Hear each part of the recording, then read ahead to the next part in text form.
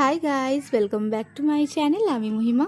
আমার আর একটা নতুন ব্লগে সবাইকে স্বাগত জানিয়ে ব্লগটা শুরু করছি। এখন বাজে সকাল 7টার মতন, আর আপনাদের সাথে নিয়েই ব্লগটা শুরু করলাম। আমার ব্লগ যদি ভালো লেগে যায় তো অবশ্যই চ্যানেলটা সাবস্ক্রাইব করবেন আর একটা লাইক করবেন। আর যারা করে রেখেছেন তাদেরকে অসংখ্য ধন্যবাদ।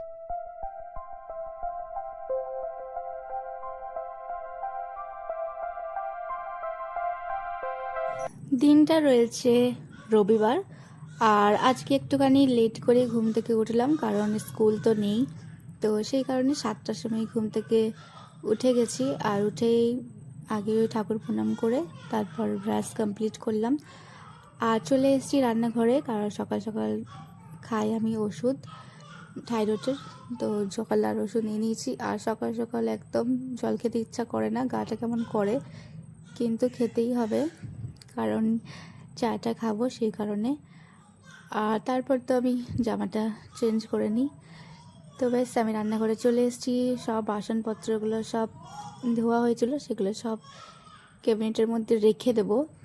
তো আর ঘুম থেকে তো আমি 6টার সময় উঠে গেছি। মানে আমার 6টার সময় একটা টাইমিং, যে আমি যতই ভাবি যে আমি লেট করে উঠবো, কিন্তু চোখটা আমার 6টার সময় উঠে যায়। তো 6টার সময় তো উঠে গেছি, কিন্তু বিছানা থেকে 7টার সময় উঠলাম। মানে 6টার সময় যে কাজের রয়েছে, মামি ও এসেছিলো, তো এসে সমস্ত কাজগুলো সব করে দিয়েছে, মানে ঘর ঝাড় দেওয়া, মুছা, বাসন ধোয়া।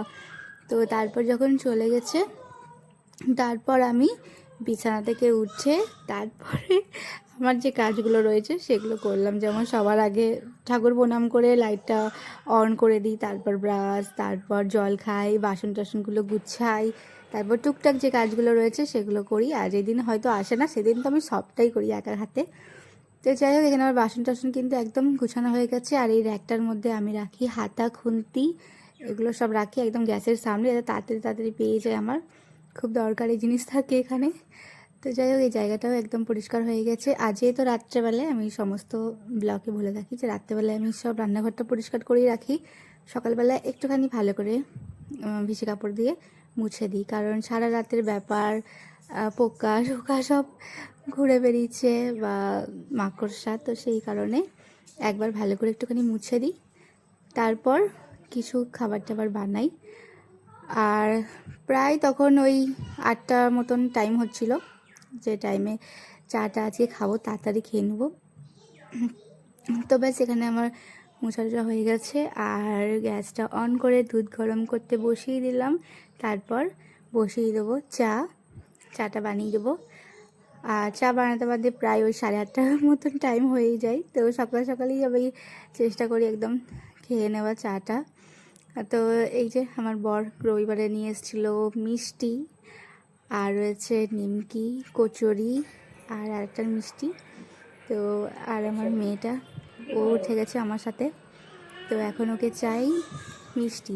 মিষ্টি রেখেছে সেই কারণে, মানে খালি পেটেই মিষ্টি খাবে, এত মানে মিষ্টি মিষ্টি বেশি করে।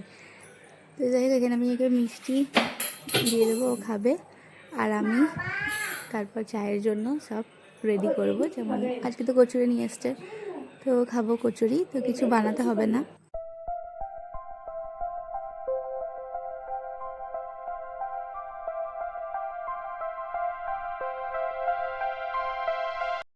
দিয়ে দিলাম মেয়েকে রসগোল্লা। মানে কাল থেকে সন্ধেবেলা থেকে বলেই যাচ্ছিল যে আমি মিষ্টি খাবো মিষ্টি খাবো। আর মিষ্টি মানে বুঝতে পারছিলাম না, কালকে মিষ্টি আনা হয়েছিল, তো ওই মিষ্টিটার পছন্দ না, কারণ চমচম ছিল। তো আমি ভাবলাম মিষ্টি কোনটা বলছে, কি রসগোল্লা বলছে। তো তারপর যখন দেখালাম তখন দেখছি হ্যাঁ, ওর রসগোল্লা খেতে ইচ্ছা করছিল। তো যাই হোক, এখানে চাটা একদম কমপ্লিট হয়ে গেছে, আর নিয়ে নিচ্ছি কচুরি। আর কখনো কখনো মনে হয় যে কচুরি মানে খেতে ইচ্ছা করে, কখনো কখনো ইচ্ছাও করে না, মানে যে ঘরে কিছু বানিয়ে খেলেই ভালো। যেমন আজকে ইচ্ছা একদম করছিল না, খেতেই পাচ্ছিলাম না, এতটা ভালো লাগছিল না, মনে হচ্ছিলো ঘরে কিছু বানালে ভালো হতো। তো ছোলা ডালটা কিন্তু খুব টেস্টি ছিল, তো ভালো লাগছিল, কারণ ছোটো ছোটো করে পনিরও দিয়েছিল, আর সেই কারণে। তো যাই হোক, এখানে আমরা সকালে যে নাস্তাটা সেটা কমপ্লিট করে নিই, তারপর খাওয়াবো আমার মেয়েকে খাবার। মানে এখন আমার মেয়েকে খাবার খাওয়াবো না, কারণ এতগুলো খাবার দেখবে তো তখন নিজের খাবারটা খেতে চাইবে না। তো সেই কারণে আগে আমরা খেয়ে নিলাম, তারপর ওকে খাইয়ে দেবো। আর ওকেই খাওয়াই আগে, তারপরেই আমরা খাই, কিন্তু ও যে মিষ্টি খেয়েছে তো সেই কারণে। তো ওর জন্য সকালে বানাচ্ছি স্যারিগ্রো খাই ও। তো সেই কারণে খুব পছন্দ করে, মানে আমাকে নিজের থেকেই বলে যে আমাকে এটা খাওয়াও, এতটা পছন্দ করে। তো যাই হোক, এখানে আমি স্যারিগ্রোটাকে বানিয়ে তারপর খাইয়ে দিই, তারপর বাকি যে কাজগুলো রয়েছে সেগুলো সব করব। আর আজকে বললামই যে সকাল সকাল ঘর আর ঝাড় দেওয়া সব হয়ে গেছে, তো সেই কারণে ঘর ঝাড় দেওয়া আর কিছু করব না। আর টুকটাকি কিছু কাজ আছে সেগুলোই করব। আর ওকে খাওয়াতে খাওয়াতে আমার কিন্তু বড় মেয়েও ঘুম থেকে উঠে গেছিলো, মানে আজকে সানডে বলে ওর ঘুম থেকে 9টার সময় উঠেছে। তো আমিও ডিস্টার্ব করিনি, কারণ ওকে তো উঠতেই হয়, ওই 6টা 6:30টার সময় উঠাই, কারণ ভাবি যে সমস্ত কাজ করার পরে ওকে ওঠাবো স্কুলের জন্য। তো আজকে রয়েছে রবিবার, তো সেই কারণে 9টার সময় ঘুম থেকে উঠে ব্রাশ করে ওকে আমিও দিয়ে দিচ্ছি কচুরি। আর ও একদম কচুরি লাইক করে না, মানে কচুরি দেখলেই বলে যে কী নিয়ে এসছে বাবা, এটা আমাকে একদম পছন্দ নয়, মানে ও ঘরের খাবারই বেশি পছন্দ করে। আর এই যে বিছানা চাদরটাও ঠিক করে নিই, কারণ বিছানা চাদর ঠিক না করলে মনেই হয় না যে রুমটা ঠিক আছে বলে, এলোমেলোই লাগে। তো চাদর তো চেঞ্জ করব না, কারণ কালকেই চাদরটা পেরেছিলাম, তো চাদরটা এটাই থাক। আর এটাই ভালো করে একটুখানি ঠিক করে দিই, কারণ আমার বিশেষ করে আমার বড় মেয়ের মানে এমন ঘুমানো যে চাদর একদম গুটিয়ে দেয়, তো সেই কারণে পুরো চাদরটা বের করে ভালো করে পারতে হয়। আর এই যে সকালে যে চা খাবারটা ছিল সে বাসনগুলো পরিষ্কার করে ধুয়ে নিই, নাহলে অনেক বেসিন, মানে এক বেসিন পুরো বাসন হয়ে যায়। তো ব্যাস এখানে আমার টুকটাক করে বাসনগুলো সব ধোয়া হয়ে গেছে। আর আমি মানে আমার বর নিয়ে এসেছিলো দুধ, তো দুধটাও গরম করে নেবো, কারণ আমি ভুলেই গেছি দুধটা গরম করতে। তো দুধটা বসিয়ে একদম লো ফ্লেমে রেখে আমি চলে যাব স্নান করতে, কারণ প্রায় তখন 10টা মতন টাইম হচ্ছিলো। আর এসে আবার পুজো করতে হবে, ঠাকুর ঘরটা একদম পরিষ্কার করতে হবে, তো সেই কারণে তো ব্যাস চলে গেলাম আমি স্নান করতে। আর স্নান করে এই যে পুজোটা পুরো কমপ্লিট করে নিলাম। আর অনেকটা টাইম, মানে প্রায় 11টা মতন, 11টা থেকে বেশি টাইম হচ্ছিল, কারণ পুরো ঠাকুরঘরটা পরিষ্কার করে ভালো করে পুজো করলাম। তো চলে এসেছি এই যে রান্নাঘরে, আর বসিয়ে দিচ্ছি ভাত, আর এদিকটা বসিয়ে দিলাম ডাল। ভাত আর ডালটা তাড়াতাড়ি করে হয়ে যায়, তারপরে এক এক করে সমস্ত রান্না করব। আর যেহেতু রবিবার, তো রবিবার দিন সবজি নিয়ে এসেছিলো অনেক কিছুই। আর সবজি মানে বানালাম বাঁধাকপি, কারণ এত সবজি আমার খেতে পছন্দ হয় না। তো ব্যাস এক এক করে আমি ঝুড়ির মধ্যে রেখে দিলাম পেঁয়াজ, আলু, তারপরে এইগুলো সব নিয়ে বসে যাব টিভির সামনে। টিভি দেখতে দেখতে আমি সবজি কাটবো, তাহলে তাড়াতাড়ি তাড়াতাড়ি করে কাটাও হয়ে যাবে, আমার টাইমটাও পাস হয়ে যাবে। তো ব্যাস এখানে বানাবো শাক, তো সেই কারণে শাকটাকে বেছে তারপর কেটে নেব। আর এখানে আমার মেয়ে, ছোটো মেয়ে চলে এসছে মানে আমার হেল্প করার জন্য। আর আমার বড় মেয়ে কিন্তু এগুলো সব করে না, ও ড্রয়িং করে, মানে যখনই ছুটি হবে তখনই ওকে ড্রয়িং করতে হবে, শুধু ড্রয়িংয়ের পেছনেই পড়ে থাকে। আর শাকটা কাটা হয়ে গেছে, বাঁধাকপিটা একদম ছোটো ছোটো করে কেটে রেখে দেবো, তারপরে রান্নাটা বসাবো। আর ওইদিকটা কিন্তু আমার ভাত আর ডালটাও প্রায় হয়ে গেছে। আর এখানে আমি শাকটা কেটে রেখেছি আর ও নষ্ট করছে। ব্যাস সমস্ত সবজি কাটা হয়ে গেছে। আর এই যে এত নোংরা, এগুলো সব পরিষ্কার করে দিই, তারপর চলে যাব রান্নাঘরে। আর আমার মেয়ে নিয়ে এসেছিলো ওর পেপা পিগটা, ওটাকে দিয়েই খেলছিল সবজিগুলোকে নিয়ে।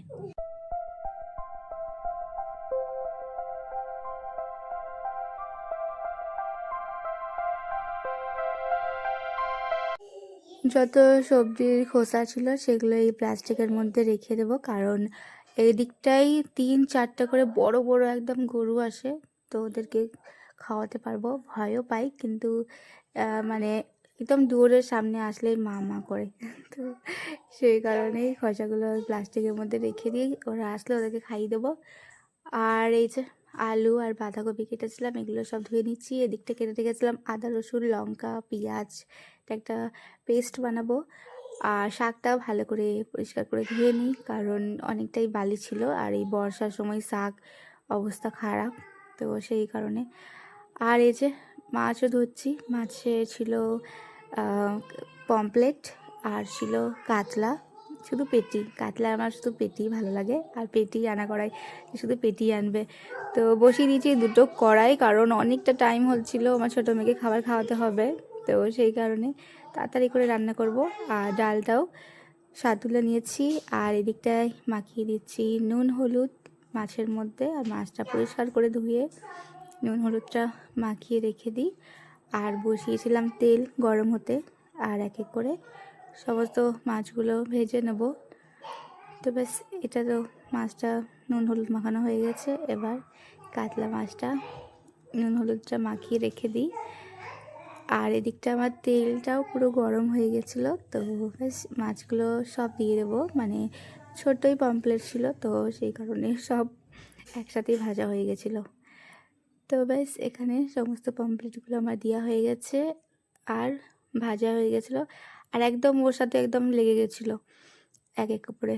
আর ওই দিকটাই মিক্সি করে নিলাম আদা রসুনটা, আর এই যে মাছগুলো একসাথে উঠলো, আর এই যে কাতলাগুলো ছিল সেগুলো ভেজে নেব। আর মাছ একটুখানি মানে হালকা করেই ভাজি, আমি এতটা ডিপ করে ভাজি না। আর এক এক করে সমস্ত রান্না করব। আর সমস্ত মাছ ভাজা হয়ে গেছে, আর দিয়ে দিচ্ছি এদিকটায় কাতলা মাছটার একটা ওই ঝাল বানাবো।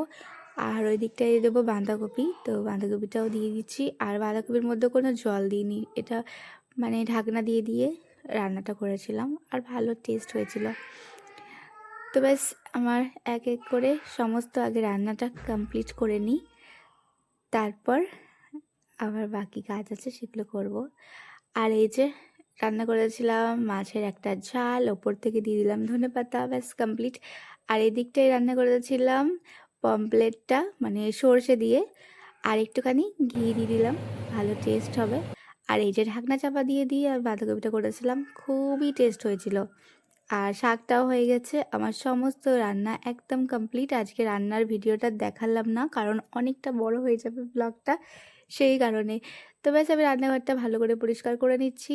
আর এই যে গ্যাসের এই জায়গাটাও পরিষ্কার করে নিই, আগে উনুনগুলো সব রেখে দিই, তারপর ভালো করে একটুখানি ঘষে দেবো। আর কতটা গরম আছে, অনেক বেশি, গরমে গরমেই করে নিই, কারণ হয়তো একটুখানি টাইম নিয়ে পরে করব, তো অন্য কিছু একটা কাজ চলে আসবে, তখন ভুলেই যাব। তো সেই কারণে আমি ভাবি যে সাথে সাথে রান্না করার কমপ্লিট হয়ে যাওয়ার পরেই আমি পুরো রান্নাঘরটা পরিষ্কার করে নিই।